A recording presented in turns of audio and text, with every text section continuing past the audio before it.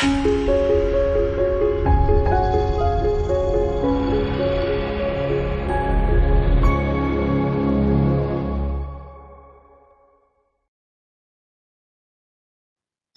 extremely happy to be here with you this afternoon. So, good afternoon. And of course, you know, science teaching, it has taken a new turn in Jamaica today. It's no longer chalk and talk. It's now student-led. The teacher is no longer the sage on the stage. The teacher is now a facilitator, just a guide on the side. So welcome to the Macmillan Educational Mission Science webinar. Invite you to participate actively, send your questions, and help us to help you much better. Thank you very much again, and here we go. Well, of course, you're aware that if you see something, you may recall it. If you hear it, sooner or later you forget it. But when you do it and you're engaged in the process, you understand it.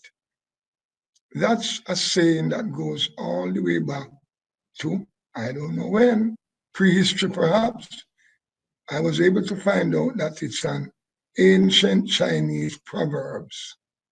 That's all it was. But it does spell out the new transition, the new paradigm in science teaching that we are now approaching. I looked at also Albert Einstein. Listen to that. It is the supreme art of the teacher to awaken joy and creative expression and knowledge. You notice joy? Learning must be joyful and enjoyable. Days gone by, learning was associated with a lot of punishment, beating to learn, to study, to engage and achieve. Today, all you need is motivation. And the new approach must motivate the child or the learner to spontaneously want to learn and want to apply what has been learned. That's where we're going.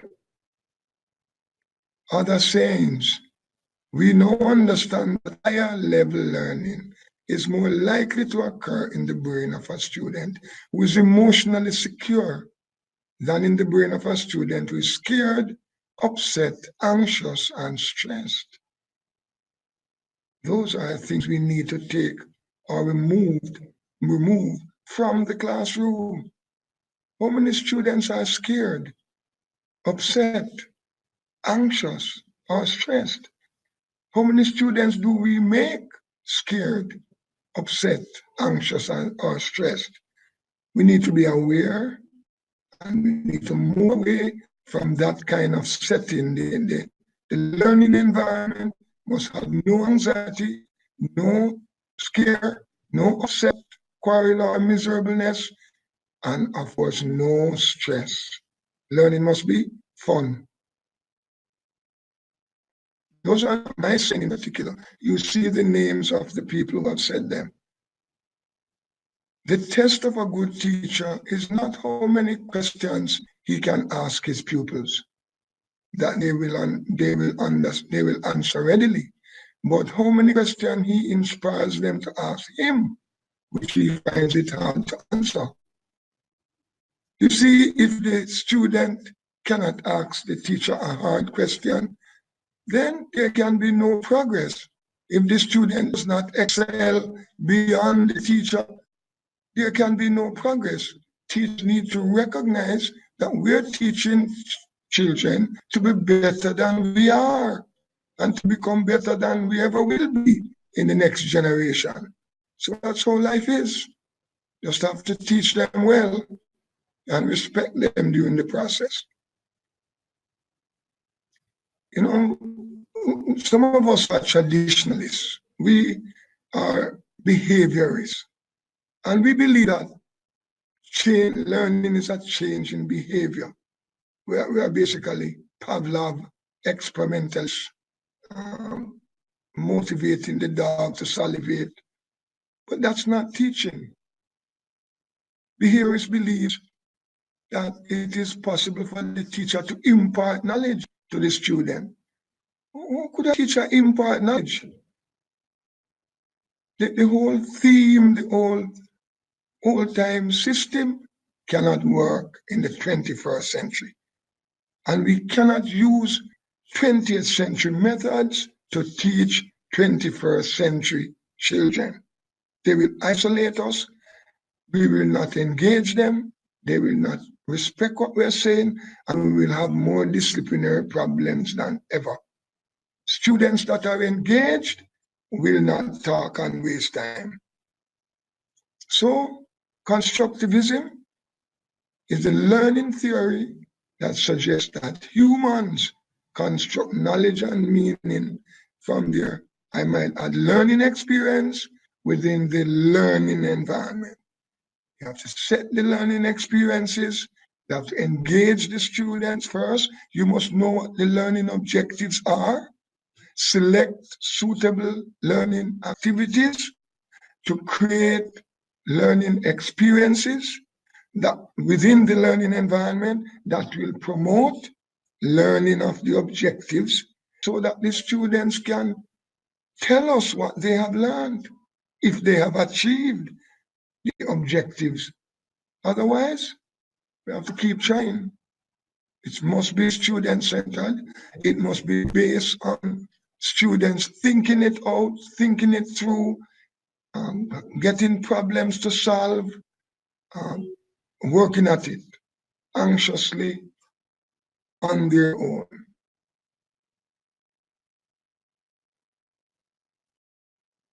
Well, of course, many of us are aware of the inquiry-based or the enquiry-based engagement.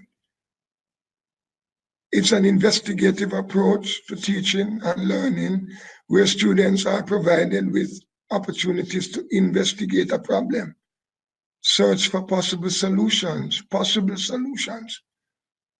make observations, ask questions, test out ideas, and think creatively and use their intuition. Insight. How could it be like that? What have I found out? Have I found out what I wanted to find out? What will happen if I adjust A or B? Those are things that students should be given free access to innovatively thinking through.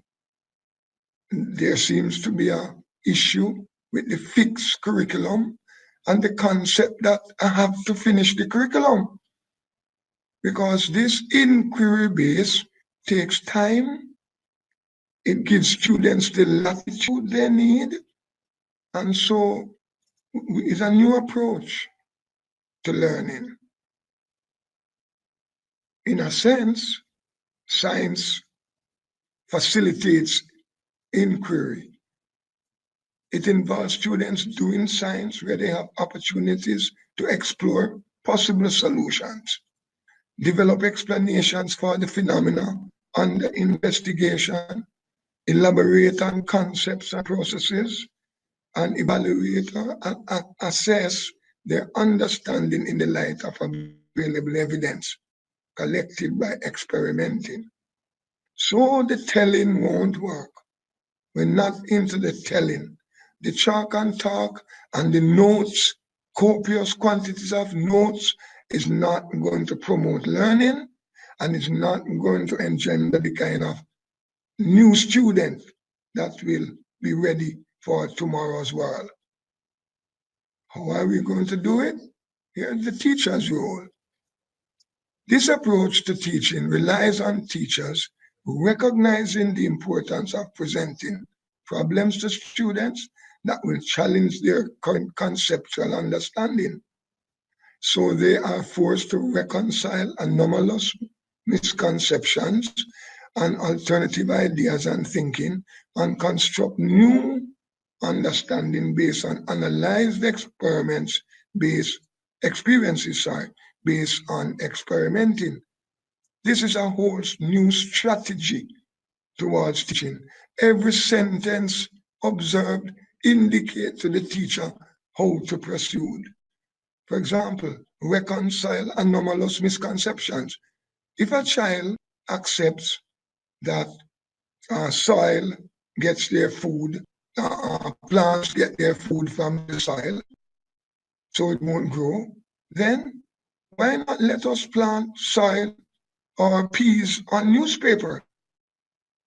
If plants get their food from the soil and plants need food in order to grow intuitively, then plants should not be able to grow on newspaper. Crush newspaper with water allows soil to grow. So here you are giving children an opportunity to question what they believe in. And then you're providing the answer so that they are able to adjust their schema to accommodate new ideas and facilitate new learning. You don't just say, no, plants need A, B, C, and D in order to grow. So they need to find out. Plants need sunlight to grow. No, they don't. Do they? Check it out. Put one in the cupboard, put one on the outside.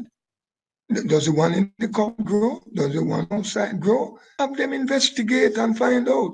Deliberate and come to conclusion as a team or a group. That's the new approach. And then presentations is another 21st century skill. We really don't want the kids to be saying, you don't know. Okay. So what's the student's role? There you go. Inquiry-based science challenges students' thinking by engaging them in investigating scientifically oriented questions where they learn to give priorities to evidence, evaluate explanations in the light of alternative explanations, and learn to communicate and justify their decisions. These are attitudes needed to promote and justify their decisions. We are no longer in gut feeling science. It must be evidence-based conclusion and evidence-based decision making. Intelligent success. Well, in short, scientific inquiry requires experimenting and the use of evidence, logic, and imagination in developing explanations about the natural world and using these ideas to solve problems. It's always in the interest of problem solving and thinking through situations that you are not that you do not have an answer readily available for. Well, here we have the mission, the webinar objectives, very clear. The mission science books, the mission science books, and how they facilitate the teaching of the national science curriculum. Exploring hands-on learning experiences provided by the text in support of the knowledge, skills, and attitudes purported by the national standards curriculum. The opportunity for teachers to interact with our presenter, myself, and ask questions about the teaching and learning of science and the national standards curriculum. No doubt I have taught many of you in the audience.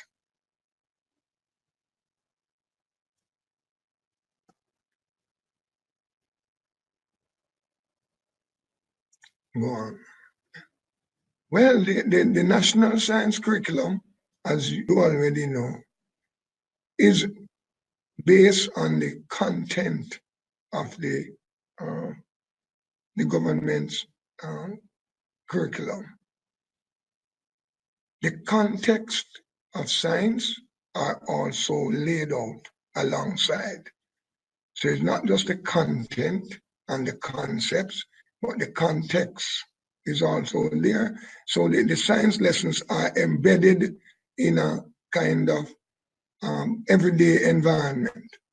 The skills promoted, and they are in the book as well, communicating, classifying, measuring, inferring, predicting, experimenting, observation, forming definitions, working definitions. These are very important for the teacher to ensure that the students are learning is being facilitated through an inquiry approach. The attitudes are even more working together as a team, sharing ideas openly, that is, showing respect for the opinion of others, questioning, being skeptical about something, inquiry-based, finding out about without being told, and being able to question what you have found and share it with others. Curiosity, wanting to know more. Humility, accepting the ideas of listening to others, but at the same time being skeptical about what they say is sufficient evidence is not provided to support. Making keen observation, recording these observations as a member of a team, verifying observations before recording them, persevering, trying, doing over and over and over again to make certain that you're not only precise, but you're accurate. Critical thinking linked very closely with skepticism and questioning. These are attitudes of a scientist. And objectivity, not subjectivity. Well, the teacher's planning strategy from the didactic behaviorist approach. We now have the 5E constructivist approach to teacher planning. So the 5E allows the teacher to take the lesson as a student-centered activity to the student and through the student. Let's see the 5 stages. Engage the students. Get them ready. Give them a joke. Gain their attention. Then check for their background knowledge into what you're going to do. If they don't have the background knowledge, then you'll have to provide the background knowledge. Then share today's objectives. Have them recorded. It would be good if they were able to evaluate the teacher's ability to achieve the stated objectives. Brainstorm with them and discuss what they expect to learn as relates to the objectives. Use videos to launch or give direction to the students' thinking. Then explore. Explore is usually hands-on. You have to be doing something. Sometimes it's possible to explore differences. For example, you're looking at a dry riverbed and you can't take them out to a riverbed. You can have 2 different pictures for them to compare and determine the difference between these 2 pictures. You may show one landscape which is lush. You may show one which is all sand, and question which is more likely to be eroded. So the hands-on does not necessarily have to be making or building something, but it has to be minds-on, kind of examining the process that you're using. It would be similar to that you would use if you went to an actual dry riverbed. It would be good if the pictures had little lizards in the riverbed, dry stones, sand, and in the other picture, the river is flowing nicely with fish, so that the comparison could be very effective. But most part, hands-on science deals with the doing of something, the measuring, the observing, the recording, the discussing, the putting forward an idea or a theory, then linking to see to what extent you have been able to come close to the accepted value. Suppose you're looking at how the mass that you put on a spring stretches the spring, then you can always do the experiment. You will realize that the expansion is dependent on the force you apply. But can you find data about the spring you're using? Go search, it's on the net. Students must be encouraged to search and find out to see if they can verify what they have. After all, when you go to university, you have to verify a melting point. You have to look in the data book. You make the solid, you find the melting point, and you have to verify. Why not get them to verify, or at least, even in their crude environment in which they do the experiment, compare the results. Explain, students will explain what they have done, what they have been able to find out. During this time, the teacher will check for misconceptions and ideas that are not acceptable. Many of these unacceptable ideas today could become acceptable tomorrow. So the teacher should not say that they are wrong. Just clearly say the accepted principles today are as follows. Then elaborate. How did it happen? Based on the explanation, the teacher may want to provide students with more experiments to clear up the misconception, or they may want to focus in on a particular aspect of an experiment done to enhance students' understanding. Students get opportunity to discuss in details and take notes based on questions they have.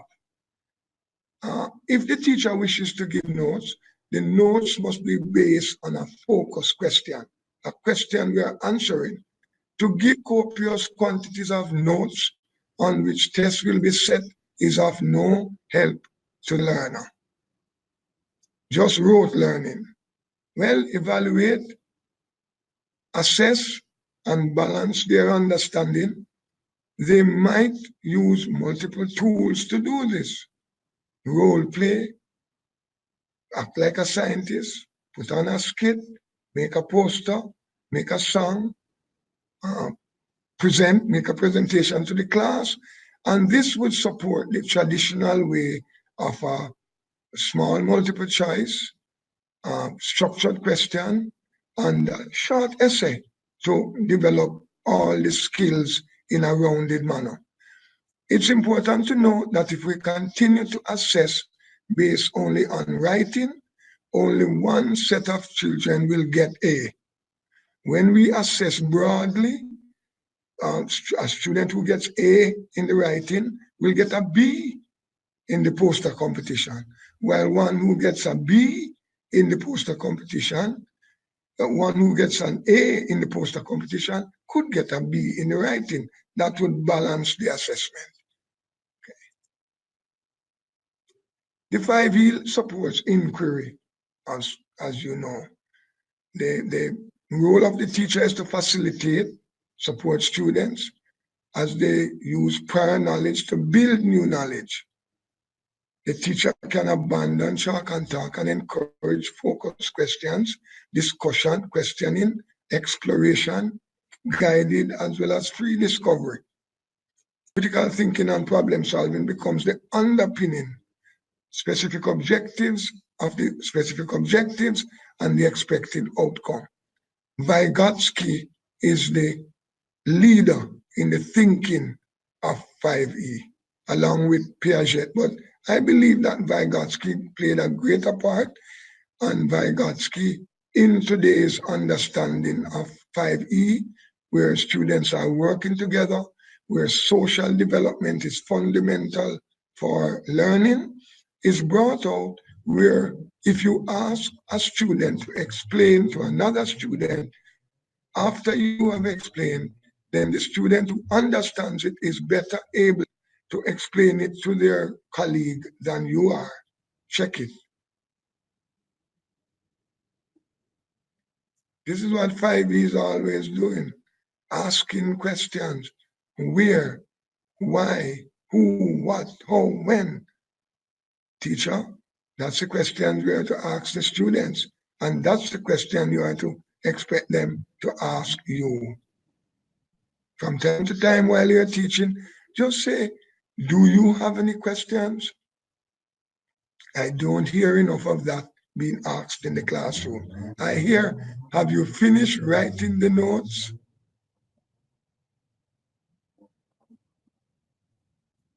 Well, the scientific method is in the front of the Macmillan textbooks. Very clear, self-explanatory. The process starts with asking a question and moves. What's a possible answer for this question? Can I find out something? Let me predict first and then plan an investigation. To plan the investigation, you need to decide what apparatus you need and decide how you're going to proceed. This is sometimes based on by teamwork.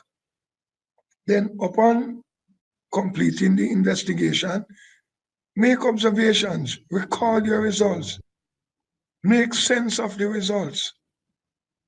If the results really don't answer the question, start all over again. Get help. You need a facilitator, do some research, find out more, keep going. You'll get to the answer. Engineering design method, just about the same, but just a little different. Identify the problem. Then, as a team, think about it, talk about it. Look at the ways of objective that you have. What much we need. Can we design? Let's design. We need the material so that we keep the cost. We are aware of the cost of design. Let's design it on paper. Let's build using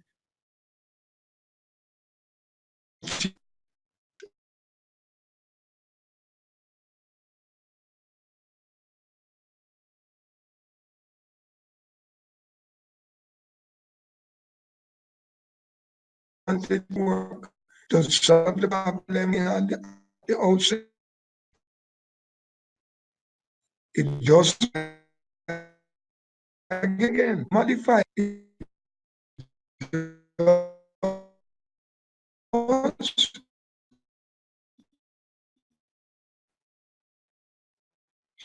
Solution.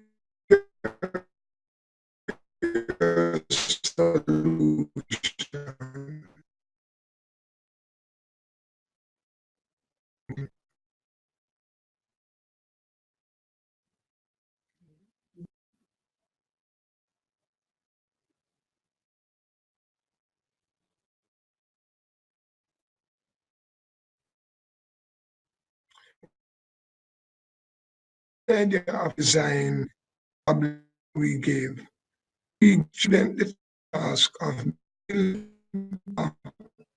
a device that would prevent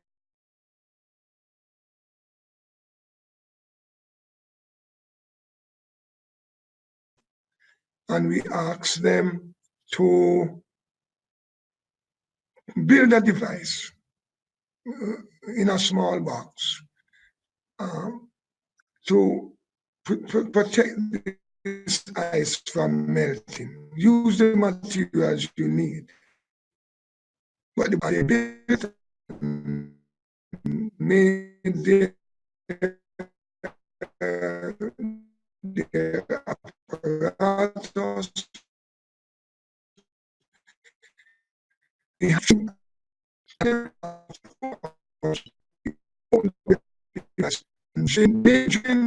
opened up, they drained off their water in a measuring cylinder.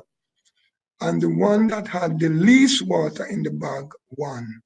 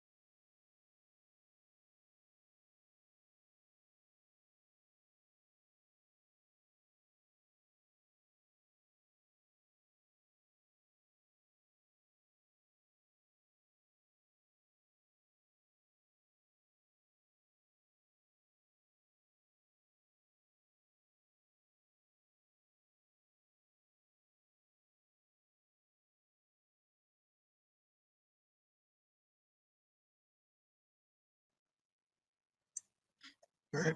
And as I was saying before, we gave them the challenge to build a device to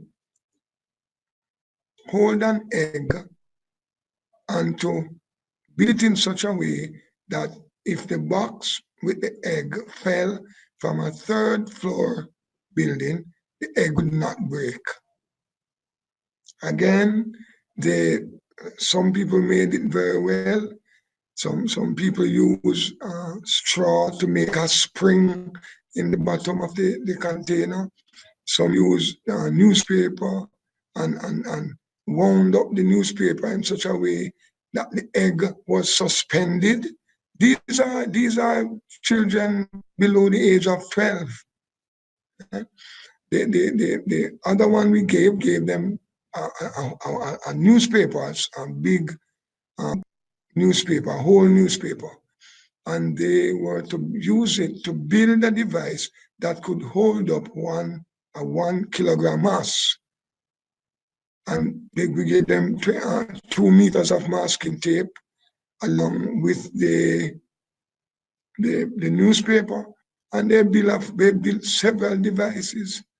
They realized that the taller you build it, then the more likely it is to fall. These are some of the points that came out in the after project explanation and discussion. Every project we do, every challenge we give, we meet at the end of the challenge and we discuss the pros and cons. What went well, what didn't go well, what did I find out that didn't work, what did I find out that worked, why did I do it, how many trials did I have before I was able to do it. This is something that we need to give our students a chance to do. Free thinking, free-mindedness, making mistakes. So I haven't failed. I've just found 10,000 ways that doesn't work. Thomas Edison said, I guess 10,001 did. The light bulb is here with us today.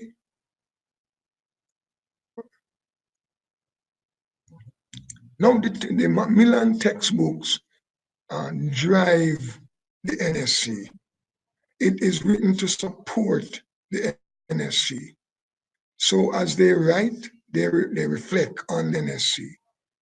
To that extent, they have produced 9 components towards the 3 mission science books, 3 students' guides, 3 workbooks we have edited, and 3 teachers' guides, all at the 3 levels, 4 to 6.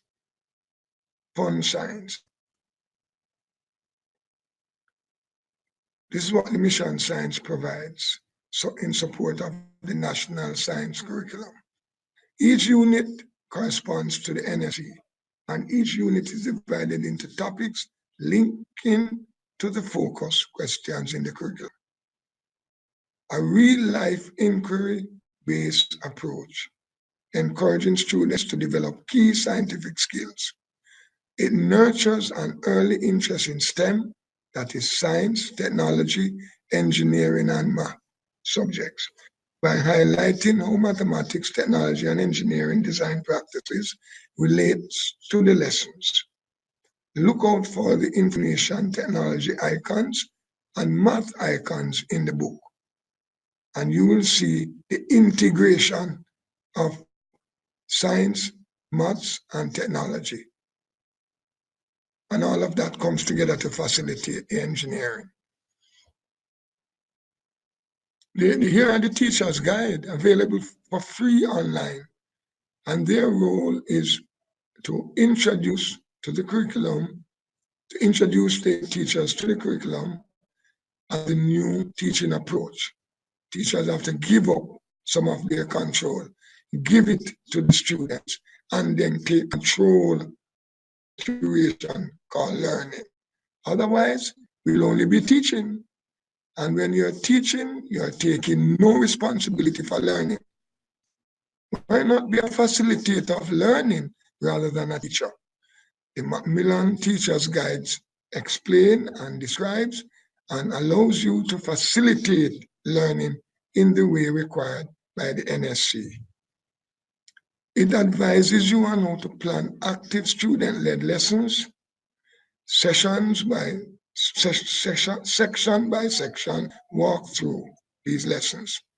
It lists appropriate materials required for each lesson. It assesses, advises, uses web depth of knowledge model to help evaluate the students' learning. Again, we cannot just be giving and comprehension questions. We have to go to problem solving. Leave the knowledge-based understanding comprehension, come to problem solving, or even to application before you get to problem solving. It's very important. They give answers found in the student book and workbook. So the teachers are prepared. Here's another supporting bit of material from Macmillan, wiki templates. These are based on Wikipedia pages, PDF pages, and these are in support as research tools to help the students structure their research through the process of scientific thinking.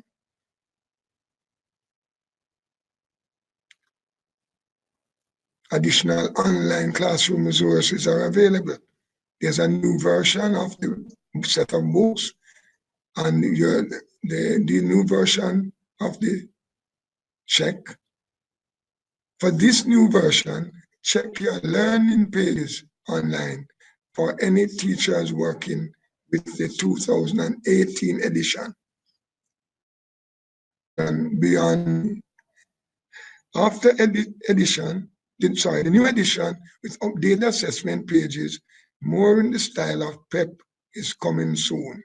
And there you can see www.macmillan-caribbean.com for the website to get these additional online classroom resources. Again, the purpose of the Macmillan text is designed to aid by providing interesting hands-on science learning experiences that promotes science skills and attitude. The text says, teach the curriculum, excite the children, and encourage learning.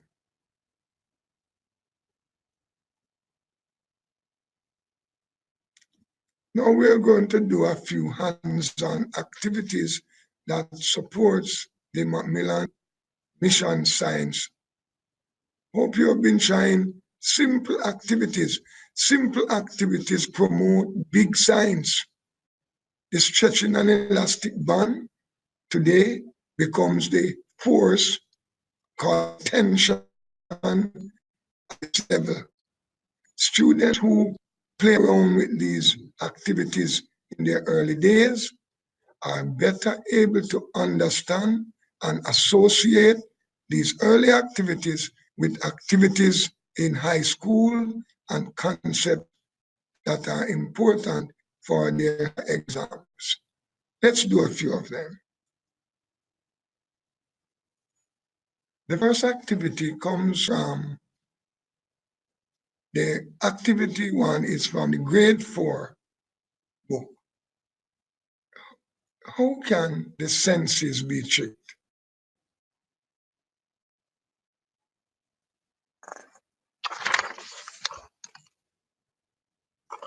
Now here we have a sheet of paper, sheet of letter size paper. We're going to roll it into a tube. Right. I have my tube. Now I'm looking through my tube and I happen to see something on my, and I say, what's that?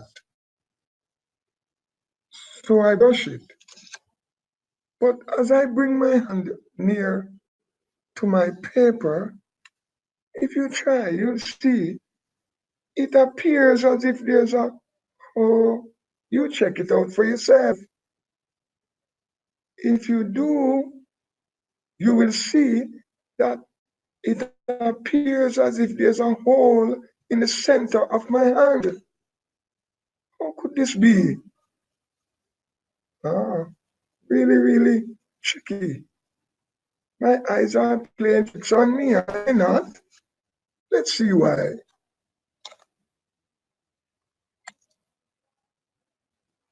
Here you go. When you see something, because light has bounced off the object and entered the eye. Your brain decodes the message sent by the nerve to your eye and forms an image. Your brain receives so much information that it takes shortcuts to process everything in time. It remembers patterns and fills for us. Sometimes the brain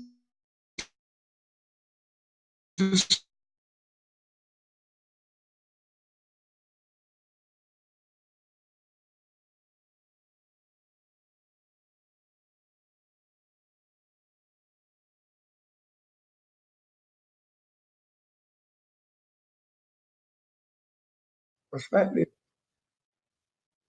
try it and you will see just an appearance.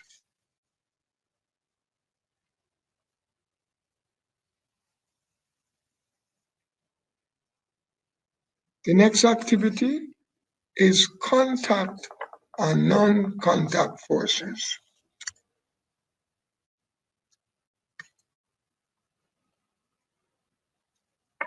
Now, many of us have heard of reflection.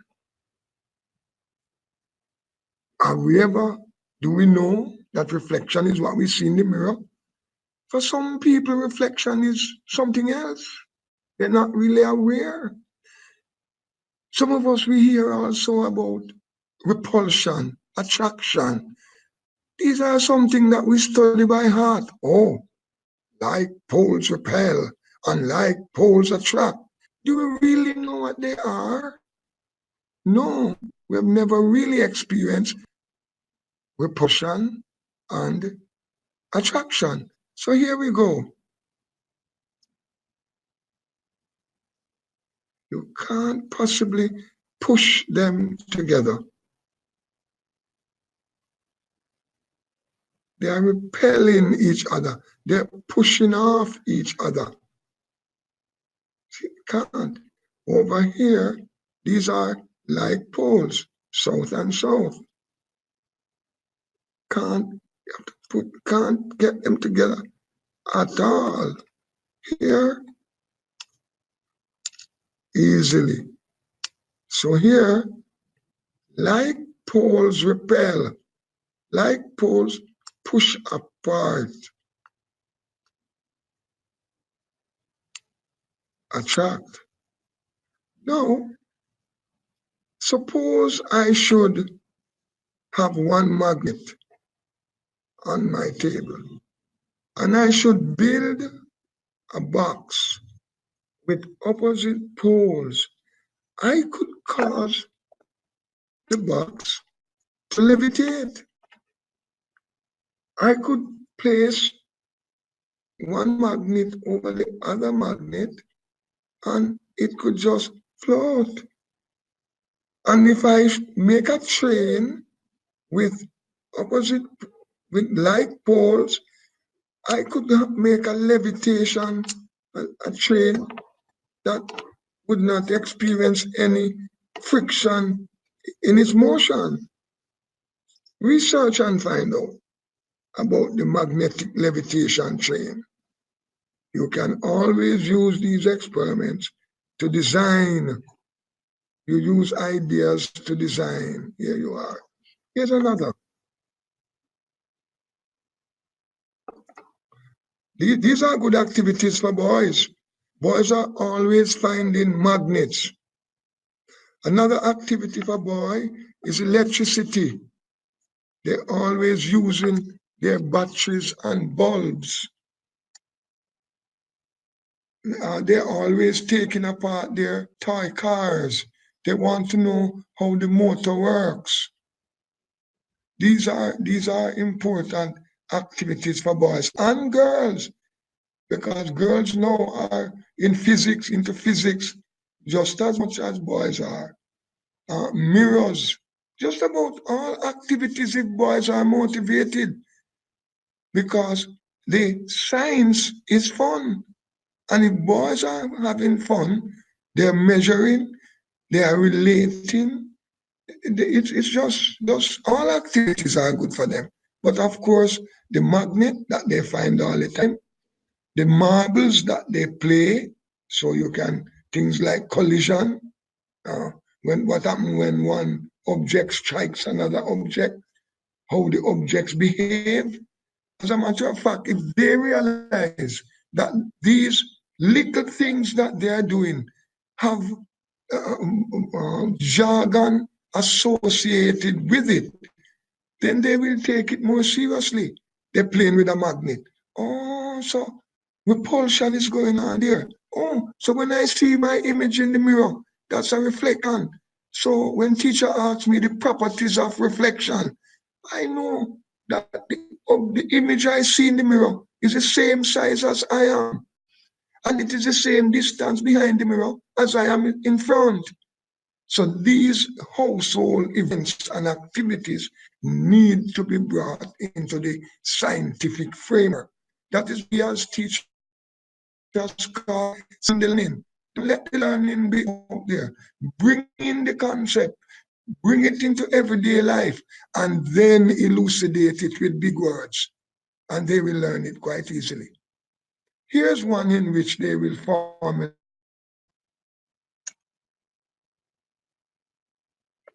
We're saying we're moving two magnets close to one another.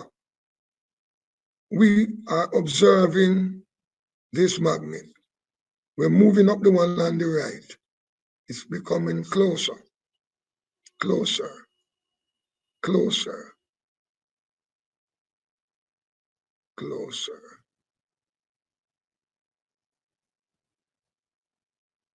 Ah, it begins to move. So why it never move from out here, so? Something seems to be tricky here. Wait, come on the side here. Let's see. Closer. Ah, so therefore, what can I assume? Upon, so the magnet don't have any strength out here, so it don't have any strength out here, so it have strength, but it not acting. Whoa, start acting. So if I ask you, upon what does the strength of a magnet depend? What would you say? Think about it. You saw the activity twice.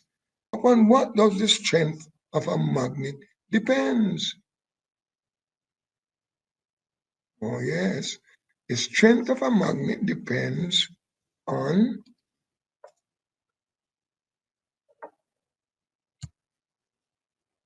the gravitational field. No, I don't like that word gravitational. Remember that gravity is the force that tends to pull all objects to the center of the earth. Gravity is the force that allows us to throw, or magnetic field. Oh yes, definitely. And what is the magnetic field?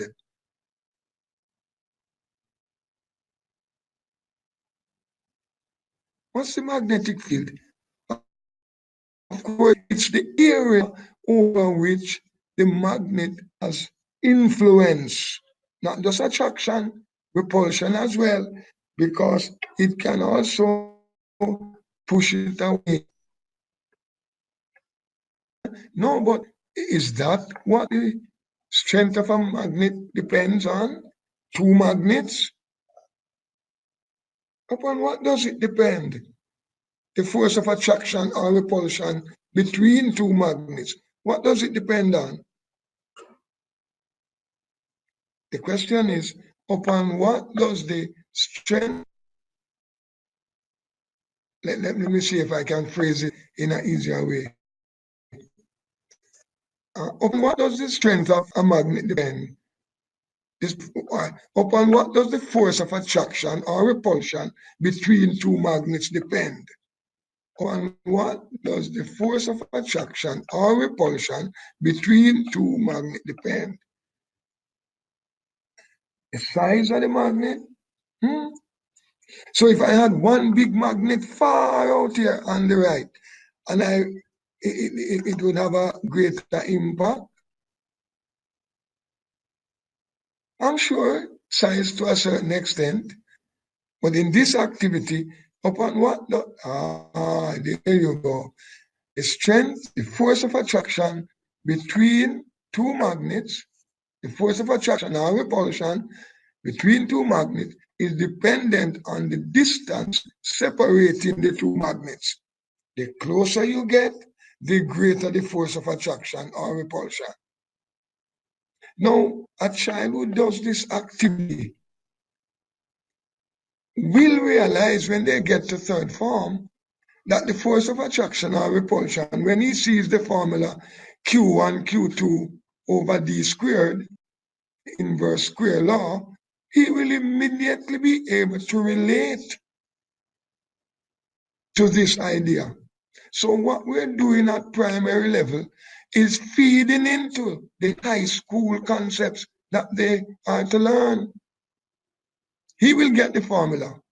F is equal to, they might not tell him about the constant at that time, but they will definitely say Q1, Q2 over D squared, where Q1 and Q2 are the strength of each magnet in the appropriate unit, divided by the distance squared. Now, that youngster must also be able to infer that the further the distance from the formula, the further the distance, the larger the distance, let's put it that way, the smaller the force. Because if you divide by a larger number, the answer is going to be smaller. All of these observations they are to make all by themselves, by questioning. The teacher now has to be very skilled in Socratic questioning, sequencing the questions, so that one question hinges on another question to promote the idea that they want the child to bring forward. It's very, very important. The questioning techniques have to be very good. And the teacher has to be able to backtrack the question and come again so as to lead the thinking, rephrase the question. So that is what the classroom is to be going on with. And once children are engaged, they will not make noise. No matter how indisciplined they are, they will be, their concentration and focus will be on sorting out the activity that they have been given. I mean, if a classroom is overloaded or has too many students, it can pose a problem. Pose a problem with resources. Not everyone is equally engaged. So we have to work on using simple equipment that we can all find. For example, for magnets, you can ask at a place where they repair fridge to get the magnetic strip that is in the door of the fridge. And once you cut it up, you will have the same response. So if you don't have a pulley, you use a cotton reel. So there are a lot of alternatives. Here is the activity. These magnets were taken from toys and used for the purpose. Let's go to the grade 6 activities, light and sound, which is the first one. Well, here you are. This activity, this is a simplified version of the activity on page 71. Here I have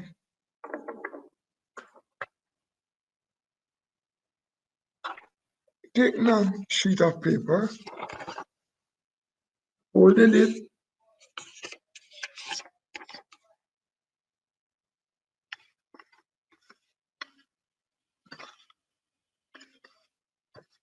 several times,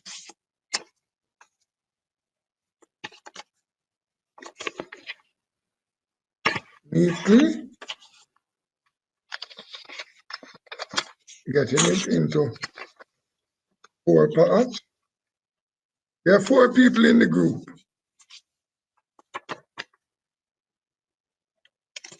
We have 4 parts, 4 equal parts we have. Then we fold it and make a hole in the center.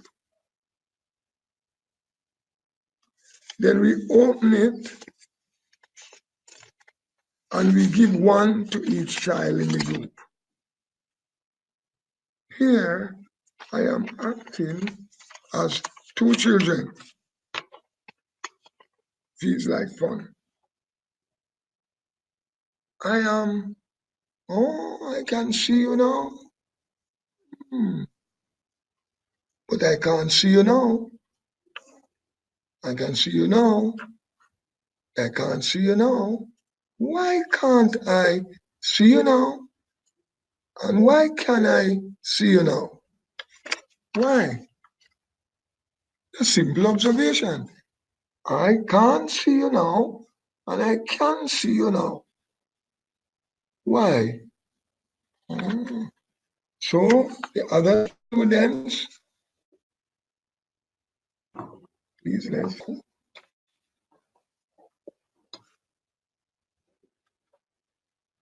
Yeah, I can see you. Yeah, I can see you. I can't see her now, but I can see her now. And there's always a 4th student who can fit in. What are we really doing? Definitely, you're right. Light travels in a straight line. Now, do you see how it engages the students? Do you see how they can be drawing their own representation of this experiment? Aim, what we need, the question is, I have made 2 holes in the paper. When the holes are over one another, I can see you. When the holes are not over one another, I can't see you. Why? That's a simple question.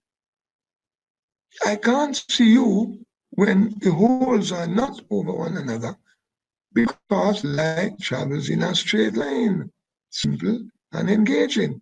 All 4 of them. And then they have to draw the paper in position. So that's a great activity because there's no point in telling them that light travels in a straight line. They will understand when they do the activity. It cannot go around corner. There's another activity that we use for that, is you get a bit of hose, a water hose, and you straighten it and you look through it. And then you just slightly bend the hose. You can't see through it anymore. Why? The question is why, how, when, what? And have them write it down. Because if you ask, they will jump up, they will give chorus answers. When they write it down, and then you ask individual students, you are better able to give all the students an opportunity to answer. Some of them will just monopolize the scene and show the answers out and overreact. Keep that down. Ask them to write, and then you select.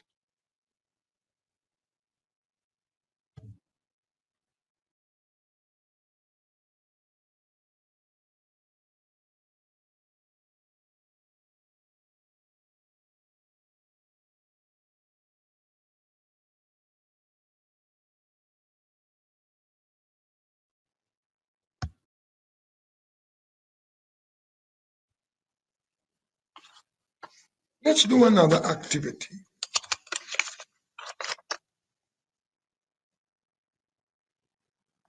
Yes, definitely. The drinking straws work as well. But you see, you have to have colored straws so you don't look around it. If they're clear, it may not work as well.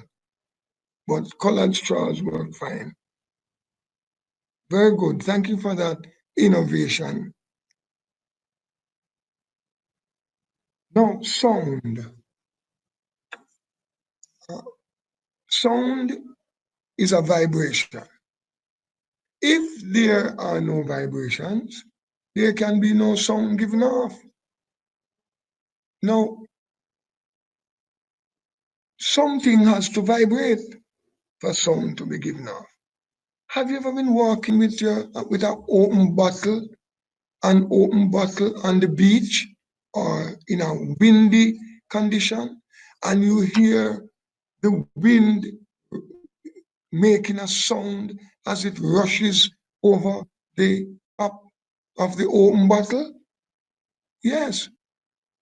If you should study that further, you will realize that if you have water in the bottle at different levels, then you would get a different kind of sound from the bottle. If the bottle was empty, it would give another pitch of sound.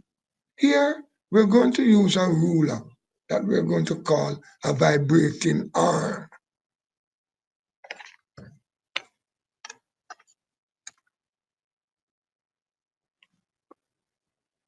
Now look at what we are doing. Here, we have to, now when we say observe, students must know that we observe with all our senses. We don't use the taste. We don't taste anything in the lab. And we do not smell. We leave the smell up to higher levels of learning science. Smelling can be dangerous. Smelling can trigger asthma. Even the smell and tell activity that we do, we have to be careful. You never let them smell anything like black pepper. Even the leaf, if you crush it, it can trigger negative impulses in the child and cause you to have a medical situation. No smelling. Up at the higher school level, I think the only thing they smell there is ammonia, which has a characteristic smell and which they are used to from early days in the home. But no smelling, no tasting. Touching, yes, with care, with instruction. Some things are hot, some things are acidic, dangerous. They will burn the skin. Some things are very, very caustic. Observing, therefore, comes back to looking with the eyes, listening with the ears, and to a less extent, the touching. Here we go. Here, I have a table. I have a ruler, which is my vibrating arm. I am going to flick, hold down the end here first, firmly. I'm going to flick the vibrating arm. Look at it. How fast is it going? It's going up and down. So a vibration is a to and fro movement. It's called an oscillation. Up and down is one. Starting at up to up is one. Up to down to up is another one. Up to down to up. So here I pull it down, it goes up and down. Listen to the sound. I can't count the vibration at all. Kind of fast. Yeah, the cletter now. Let's make the vibrating arm shorter. There's a difference in sound, the pitch of the sound. Now, what's the frequency here? The frequency is how many times the ruler goes up and down per second. The frequency is the number of oscillations per second. Got it? Up and down. If you look at it, you will see kind of up and down. Let's go. Oh, so the short arm goes up and down faster than the longer arm. I can almost count this. I can't count this at all. This guy going too fast for me to count. But this guy giving a higher pitch. And this guy giving a lower pitch. So what can I conclude? What can I say about this? Oh, I can say that the longer vibrating arm vibrates faster. Does it? No, it doesn't. The shorter one vibrates faster. So the longer vibrating arm vibrates slowly and gives me a low pitch. The shorter arm vibrates faster and gives me a high pitch. Yeah, let me verify that. Longer arm, yeah, slower vibration, lower pitch. Shorter arm, faster vibration, higher pitch. Yeah, that's it. That's how we work and verify. The students will meet, do the activity, and present. They can use different material. They can change the distance and see how it gives different pitch with different distances. So it's fun. It's a fun activity. Now, variables. Science is about variables. Variables are factors that change during an experiment. Some factors you have to control, you have to manage. Take, for example, if I am looking at the effect of a manure on the growing of peas, one plant will get a certain amount of manure, which I will measure out. Another plant will not have that manure. I will measure out equal amount of soil, equal amount. I will put in soil A manure, and I will put no manure in soil B. I will get peas of the same height. I will plant one in pot A and one in pot B. Now I am looking at the one in manure. I will measure the height of both over time. And then I will be able to say which one of them has grown faster. Because my question is, how will manure influence the growth of gungo peas? How will it influence? And then I will have my data table, the days, the time in days, and the height of A and the height of B. Day naught, day zero, I take down the original height. Day 1, day 2, day 3, day 4, I go out and I measure at the same time each day. I cannot measure A at 6 in the morning and B at 6 in the afternoon. That is not fair testing at all. You have to test fairly. Now, there's another variable here, water. Although I am looking at manure and plant, I must give each plant the same amount of water. So water is that controlled variable. Each plant gets the same amount of water.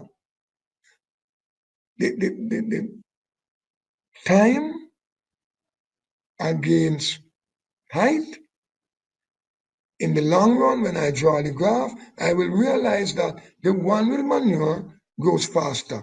It covers more height in less time. So variables, dependent variable, independent variable. Let us look. If we put mass on a spring, the spring begins to extend.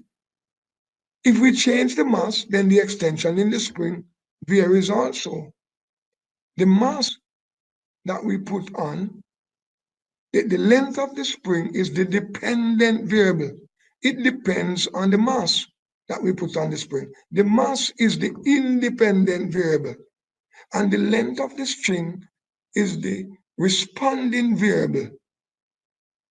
So it's very important that while students are doing science, they understand and identify controlled variable, those that you make sure they're all the same size pot, the same size plant almost, the same soil from the same place. Only difference, manure. Here, you're using the spring, you're using the mass, and you're measuring. Huh? And so they have to have the responding variable, the dependent variable, the independent variable.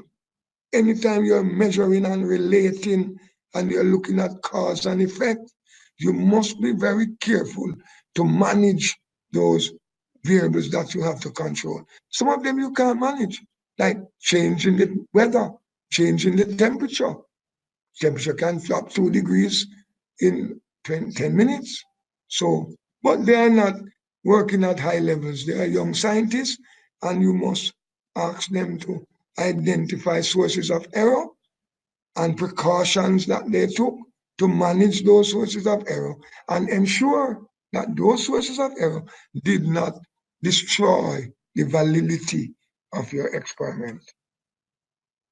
We let them work like a scientist. Even when the results are out of place, they are scientists.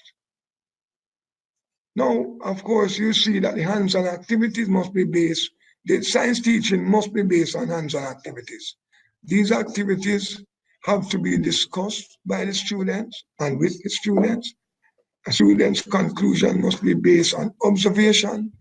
Where the observation are inaccurate, the teacher needs to show how sources of error and lack of precautions can contribute to these inaccurate information. This promotes and provides skill of taking care, persistence, and honesty. The students may even be asked to do over the activity, this time under the the guide of the eyes of the teacher, asking questions and pointing out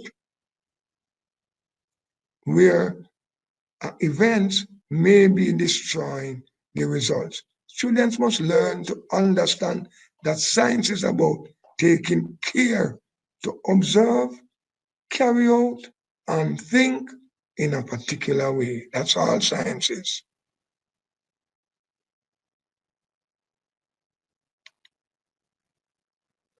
As a teacher, I take responsibility for learning too, not just teaching. Here you have a little cartoon here. I don't remember who the characters are. I knew once, but I taught Stripe how to whistle. Stripe is his dog. I don't hear him whistling. And his friend responded. I said, I taught him. I didn't say he learned it. We have to take responsibility for learning as well. Tell them what you're going to tell them, and tell them what you said you were going to tell them, and then tell them what you just told them, and ask them to tell you what you said you would tell them, to tell you what you told them, and then to tell you what they have learned from all of this activity. Then they will pay attention to the details and learn. Patience is a virtue. Thank you very much. Now, any questions? Let's see. Well, yes, I agree with you. The objective was not to load it with content, because content is readily available online. Science is science. Science does not depend on which book it is in. And there are levels that you can go to and you find the appropriate science. What the book intended to do was to provide you with hands-on activities that will promote the thinking and learning in such a way that when they're finished, they can go away and find the supporting content. The supporting content is available. So the question was, teachers say there isn't enough content in the books. How do you view that comment? It's true. It was not intended to be loaded with content. Let me tell you about teaching. When you give a student a hands-on activity and that student does the activity, then you put the student to think about the activity. That's the minds-on. Hands-on goes with minds-on. Then when the minds-on is finished, during the minds-on, you bring out a book that explains the activity. Then learning the activity now has happened. What you need is just the theoretical background. And you can find theoretical backgrounds anywhere. But what you can't find anywhere is hands-on, exciting, fun activities to promote the learning of science. He can learn it with hands-on, but you teach him with textbook.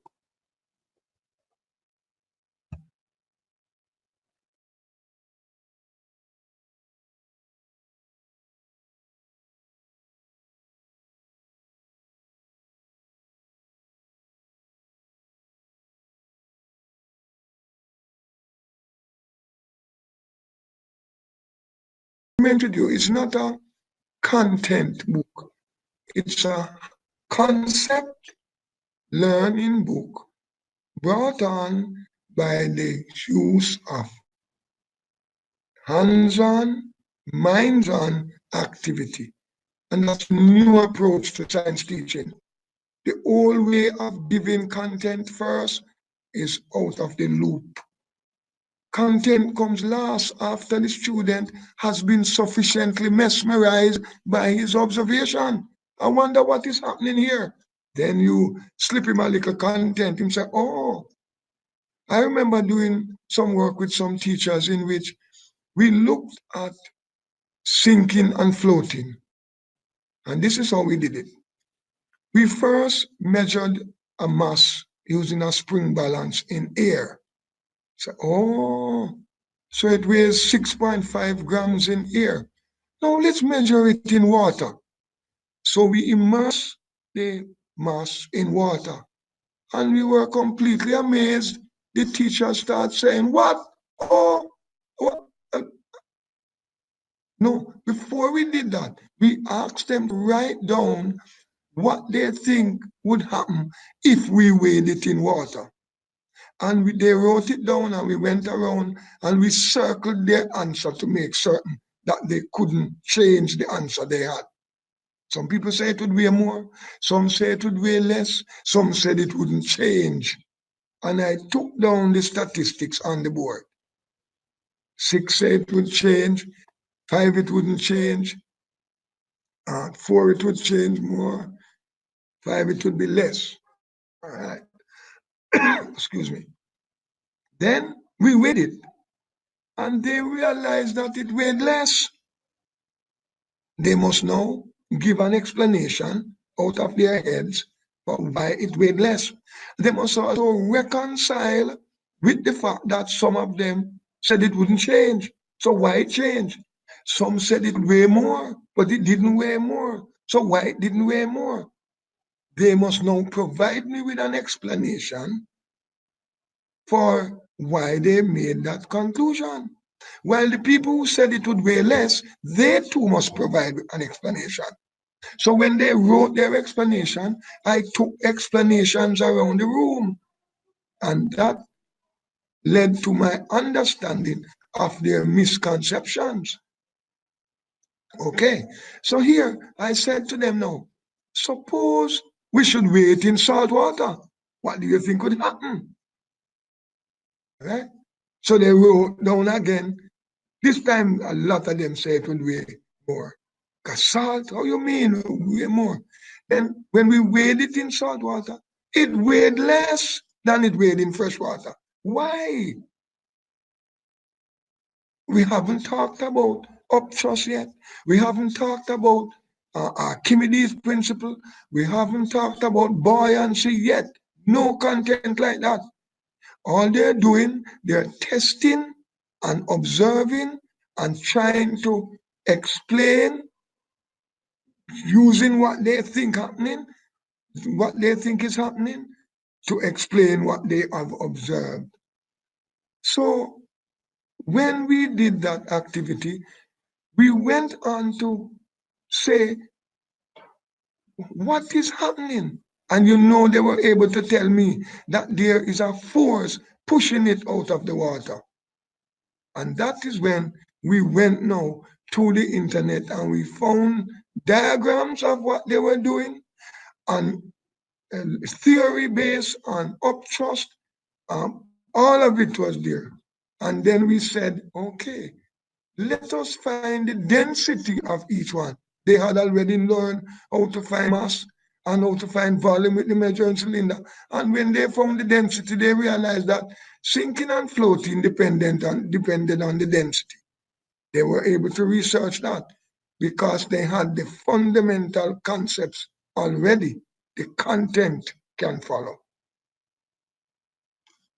Writing observations. What about children with literacy issues? They can draw, they can tell, because not everyone writes as quickly, but they can draw their results. They can tell it to you. And also, if they tell it to you, you can write it for them, or somebody can scribe it for them. You have to make your classroom innovative. Otherwise, they draw it or tell you, or whatever they write, they write. Remember, if you have to differentiate the learning environment, some of them get the vocabulary at the outset so that they can learn to spell the words.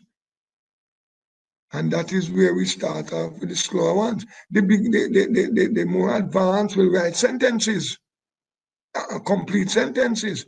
The others may just write phrases. but we have to understand that they will improve. Science is not English language, so we have to have a little latitude there, just a little bit, but not this. We have to agree with the subject, verb agreement and those things, but because spelling and so on, you can just write SP over it, and then they go away and write it properly. Does mission science explain variables clearly? Grade 4, page 17. Let's look at grade.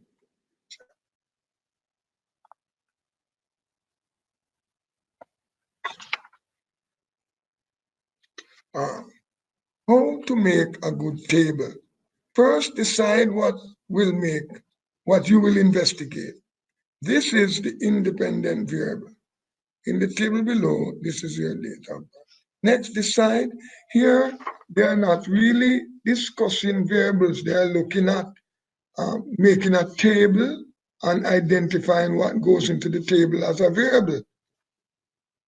Well, if you're suggesting that we put in something on variables, then that can be, as part of a teacher's request, be included.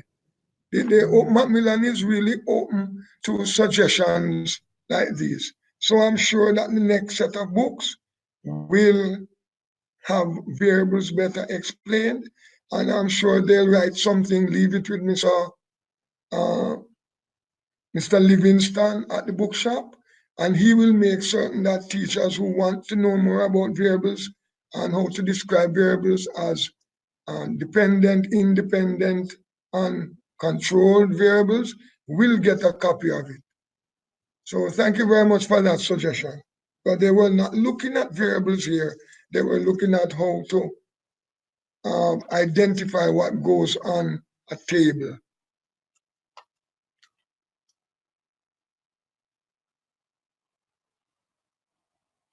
Are there quick experiments on mixtures for grade 6? There are quick experiments for mixtures on grade 6. Now, what are mixtures? Mixtures contain more than one substance. How can we separate mixtures? Different methods. So let's see grade 6.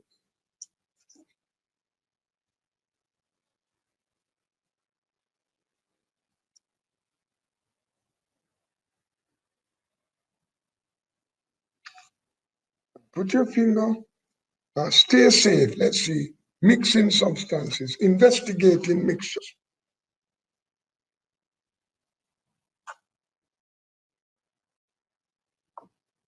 Make a collage of pictures.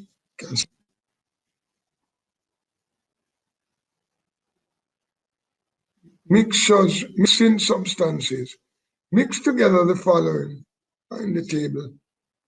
Oil and water, salt and water, sugar and water, sorry. Oil and water, stones and marbles, sand and rice. What type of mixtures they are? What you observe, I guess there's heterogeneous mixtures. That would be the answer they're looking for. Give us an idea of what would you like to see. Would you like to see separating mixtures by filtration or by the use of a separating funnel, or would you like to see chromatography? Would it support your curriculum? If your filtration would necessarily be important there. What would you like to see? Hello everyone. If you have any more questions, we're going to wrap up the webinar now, but please do email either myself, clemmy.vanhasselt@macmillaneducation.com. You should have had it during the webinar, or Mr. Rhoen Kerr. Please do email your questions in. I'd like to say a huge thank you to Mr. Rhoen Kerr for doing this excellent webinar for us today. We've all learned a lot, including myself. I'm going to be trying out all of those experiments later. So please And thank you very much for attending. We run these webinars for teachers, and it's really important that you get the most out of them that you can. So please do email us your questions and feedback. We'd really like to hear them. So thank you very much to Kingston Bookshop for having us, to Mr. Rhoen Kerr for giving us such a fantastic webinar, and thank you for participating. We hope to see you in more webinars soon. Thank you, everybody.